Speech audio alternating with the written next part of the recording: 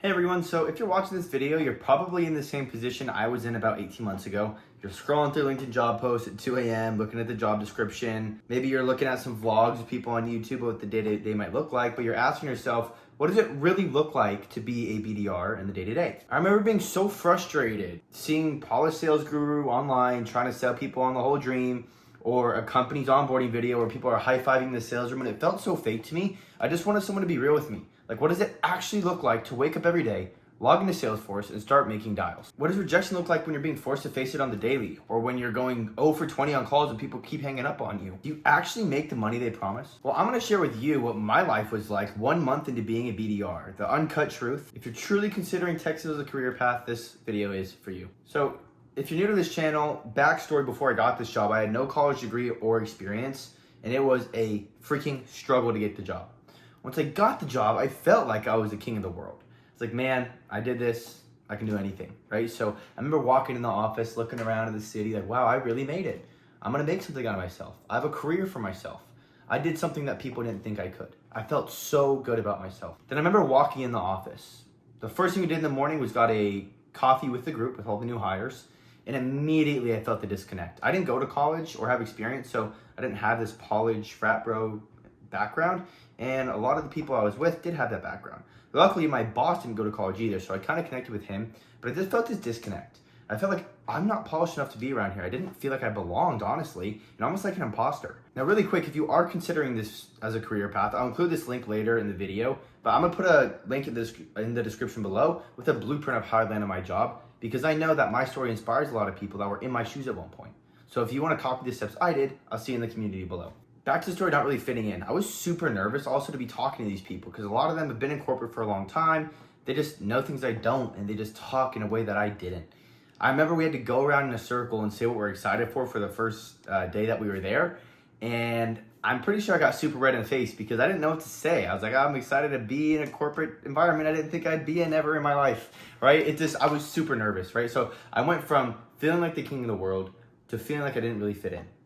Then the first week of being hired is super heavy product training, making sure that you understand the product, you can handle objections effectively, and training on cold outbound, because this is an entry-level position and none of us had experience before, or direct experience at least. So they taught us how to cold call, how to cold email, how to prospect.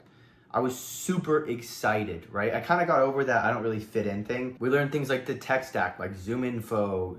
We use SalesLoft and Salesforce primarily for our outreach, how to scrape a list and get it in there. And I remember as we were learning about this tech, the tech stack that we'd be using, they taught us how to prospect a list. I, in my head, am a harder worker than anyone I'm getting hired by, and I wanted to prove that.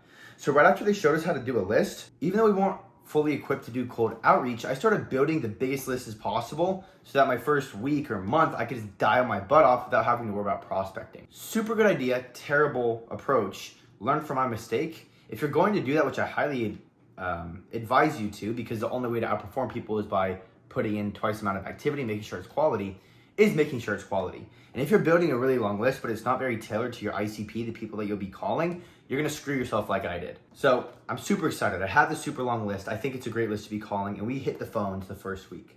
Not the first week, but the first week we hit the phones. I remember everyone on the team booked a meeting except me. So I'm over here thinking, okay, I'm a harder worker than them. I'm gonna get more meetings than them. I'm gonna make more dials than them. By the end of the first week or two, we had a sales teams meeting and we showed how many calls every person made and how many meetings they booked. I was the highest amount of calls made with 0 meetings booked. And as you can imagine, I already don't have the degree or the experience. And I'm thinking, oh my goodness, I'm gonna get fired. I don't know what I'm gonna do. I'm not meant for this job. Doubt starts to creep in, and you really have to learn how to fight that voice.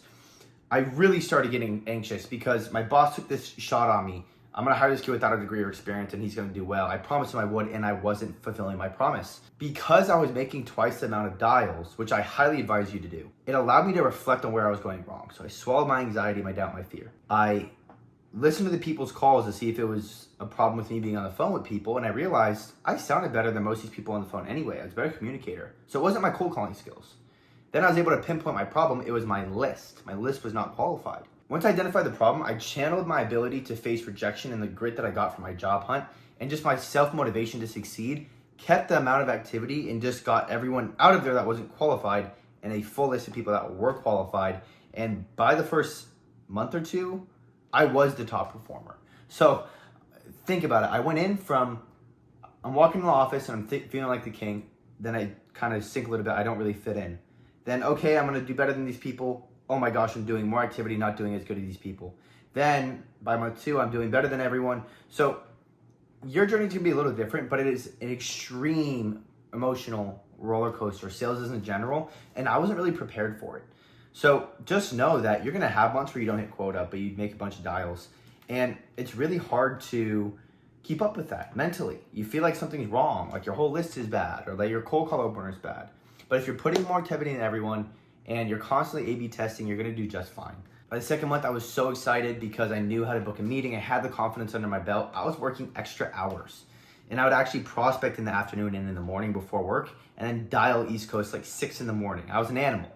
Over time, the excitement tends to die down because you get used to the endorphin rush of booking a meeting and getting contracts. And that's where you really have to dig in, because it's so easy to just get lazy. But if you hold yourself accountable and say, I'm going to prospect 10 new people on my list today and complete every step of my cadence, you're going to do just fine. So that's my story of how I went from feeling like the king to almost getting fired to then being the king again. And it's worked out. I found a way to persevere, and now I'm an account executive today, and I post videos like this all the time. So once again, if you want the blueprint that I use to land this job without going to college or having experience, check the link in the description below. Thank you for watching, and I will see you next week.